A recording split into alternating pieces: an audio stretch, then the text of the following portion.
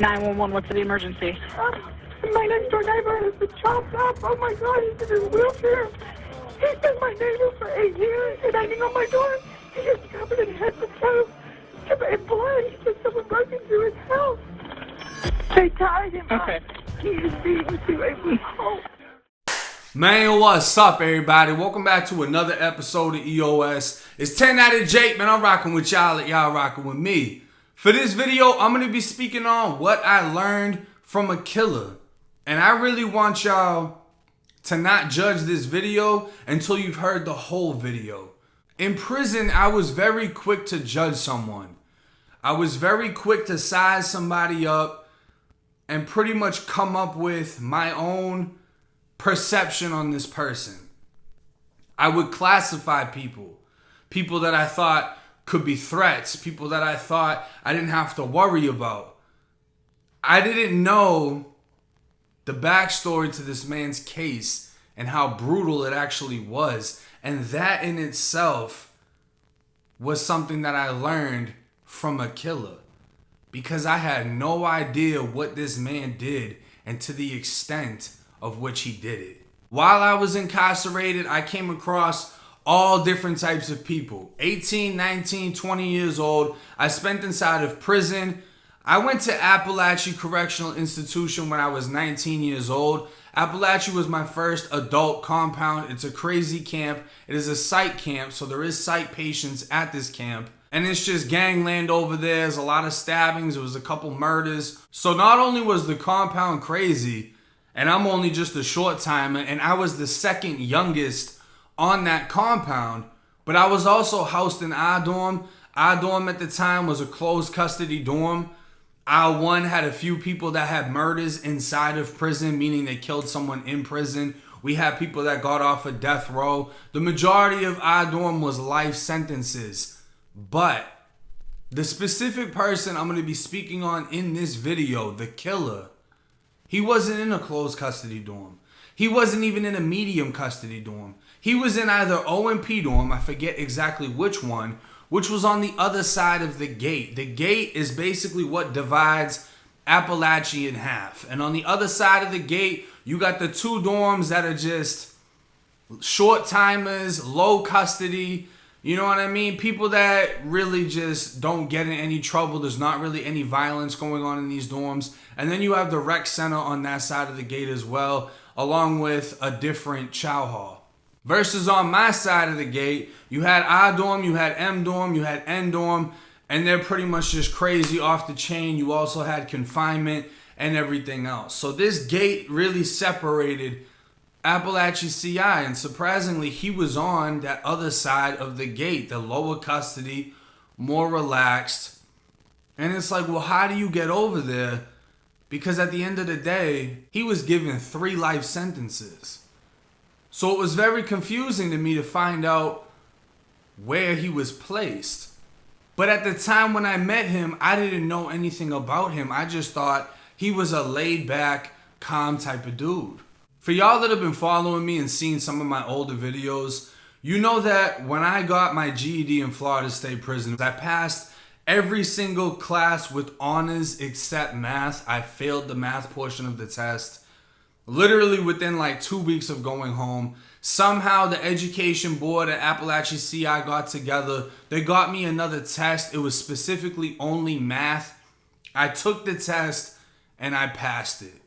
And it was just almost an out-of-body experience. I had people coming up to me that I never spoke to before, people that are never going home, and they wanted to come up, shake my hand, and congratulate me because they were happy to see that I did something positive right before I went home, that my whole prison bid wasn't consumed by violence and negativity. There was a lot of things that I learned from the inmates themselves, the guards, the experience, but I was also able to learn enough to get my GED, which in Florida prisons, it actually says high school diploma. But if I'm going to give credit where it's due, I have to shout out my tutor, my GED tutor, Austin Jones.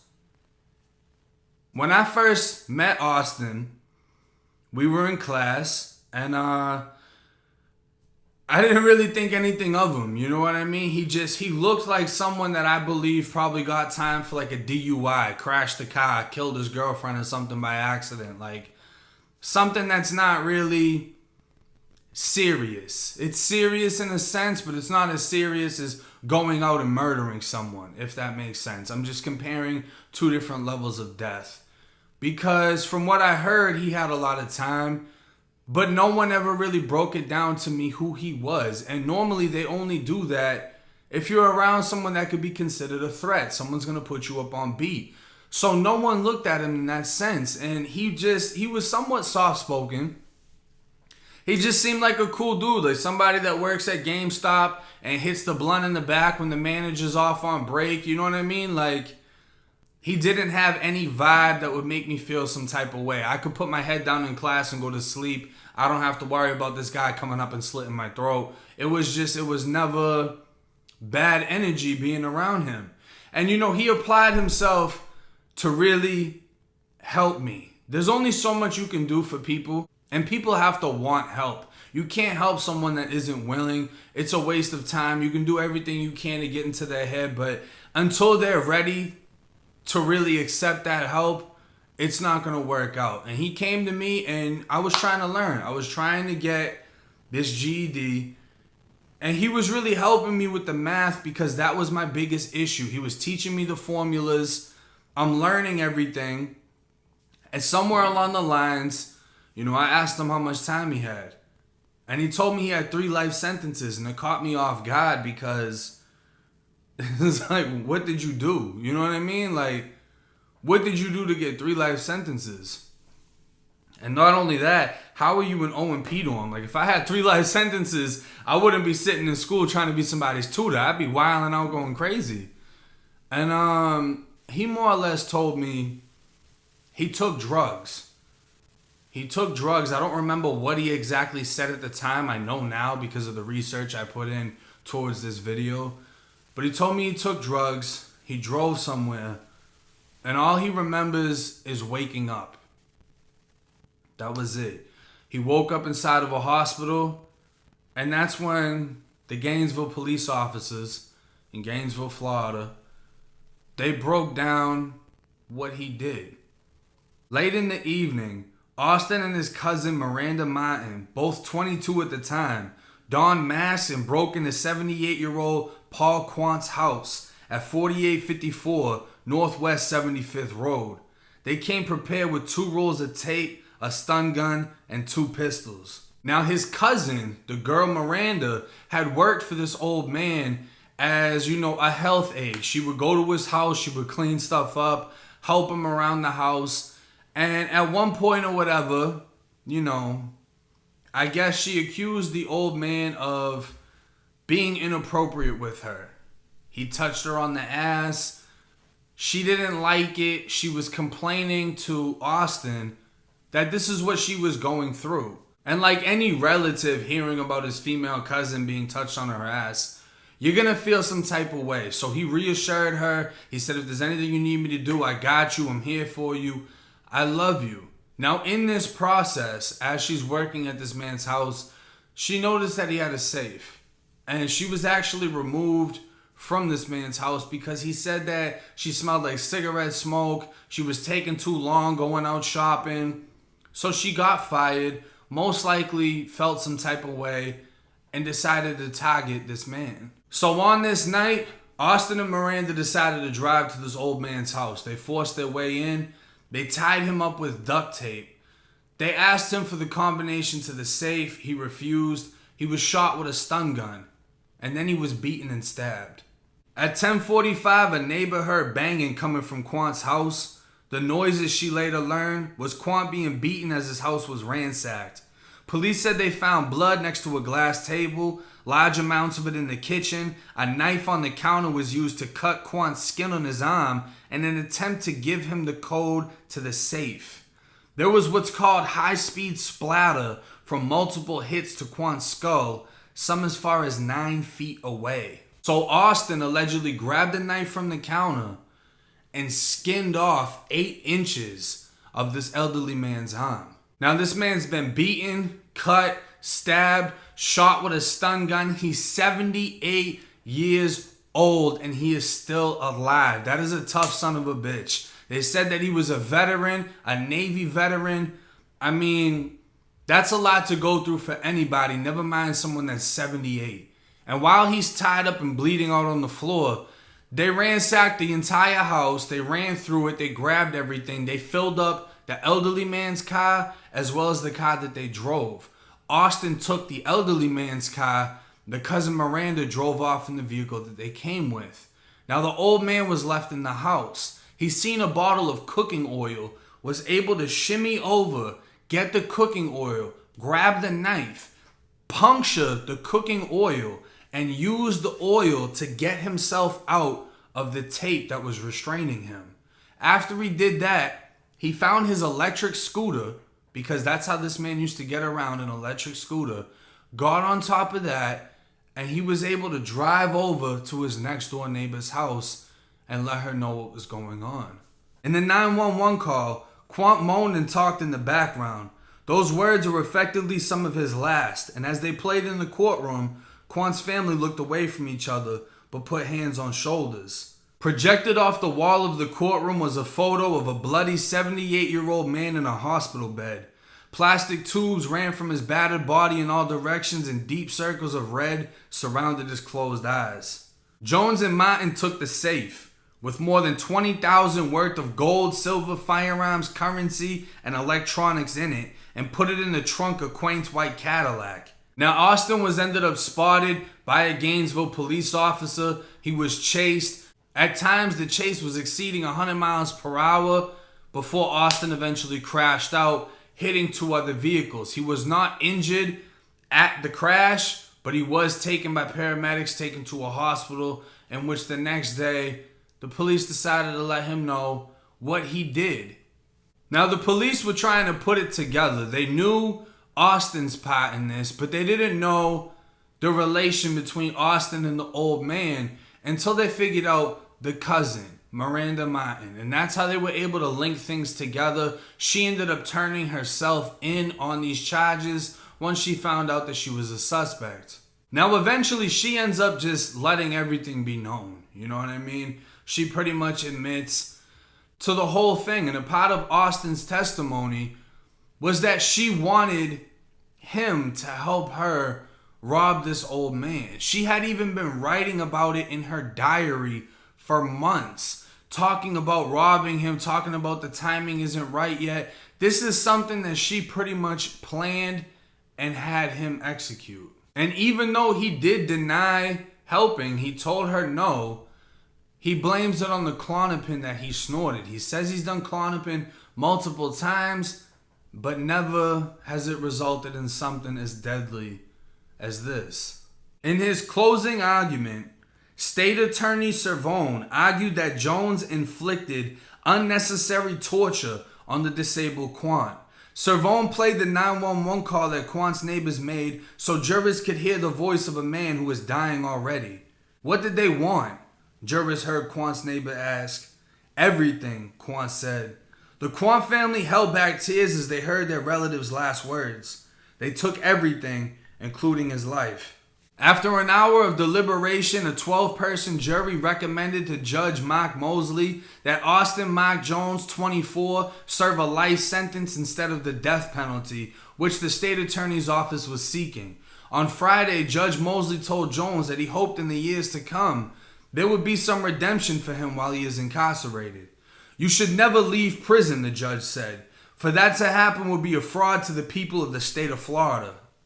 Austin Jones's last words during the proceedings were directed at Quant's son, Paul Quant Jr. Mr. Quant, I'm sorry, he said. I'm really sorry. He mouthed I love you 3 times to his family as the guards fingerprinted him. Miranda Martin's long tearful reading of Bible passages and a bid for mercy fell on deaf ears Thursday. May you find mercy in God's court. But in this courtroom, this court can find no basis to extend mercy based upon the crimes that were committed. I have a responsibility in holding an evildoer responsible for your participation in this truly heinous event. A jury deliberated less than an hour before finding Martin, 24, guilty of first-degree murder, home invasion robbery, kidnapping, and other charges related to the crimes against Quant on January 9th, 2012, in his Blues Creek home in northwest Gainesville. Currently, Austin Jones and Miranda Quant are serving 3 life sentences. 1 for the first-degree murder, 1 for the home invasion robbery, and 1 for the kidnapping. Now, after hearing all that, you were my tutor? What? We shouldn't have been in the same fucking building. Never mind, I'm sitting in school learning from you. Like, that blew my fucking mind. You know what I mean? Like, it blew my mind. And it also makes me think, do I really believe that he doesn't remember what happened? Does he genuinely not know what happened? Did the drugs... Like, what kind of space do you need to be in mentally to go in and do that to an old man?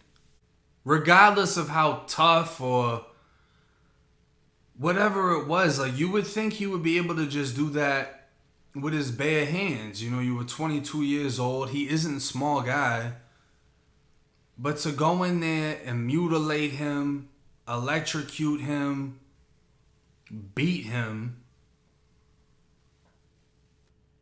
if that's true, there must have been some demons inside of him. But that's what's so crazy to me. And that's why I said don't judge the story until you've heard everything. Because I didn't meet that monster. I didn't meet someone that I could imagine skinning somebody. That's just not the person that I met. I met someone that was relaxed, that was chill, really only spoke unless spoken to. He minded his own business. He wasn't involved with any gang or any drama on the compound. He didn't affiliate himself with punks. There were people inside of school that would have funny charges. He didn't care about any of that. His sole focus was helping people that have an opportunity that he no longer has, which is freedom. All he can do is just help someone to get their GED, hopefully be released, live a better life that doesn't lead back to prison. And that's what's just so strange to me is the way he does his time. He's just like humbled. Nothing about him sounds crazy to me, and it makes me think, in y'all's mind, do you think that what he did could be forgivable, or that he would deserve to be released at some point in time?